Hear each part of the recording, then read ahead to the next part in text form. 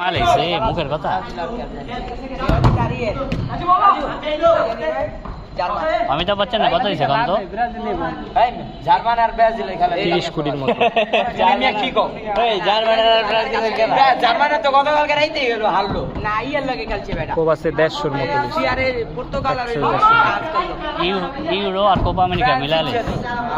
penalty Shahrukh Khan সবচেয়ে বেশি লাগে 150 থেকে 250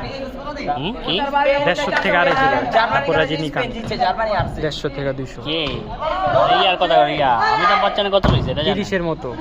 18 আরে দীপিকা পাডুকোন কত লিছে কোন দীপিকা খেলা দীপিকা 45 কোটি লইছে বেটা ওটা যাবে লিখতে কথা হইতাছে কেডা আগে আমরা কি করছে প্রবাসে কত লইছে কত কি করছে পুরা ছবির ভিতরে কিন্তু প্রবাসে কত লইছে কত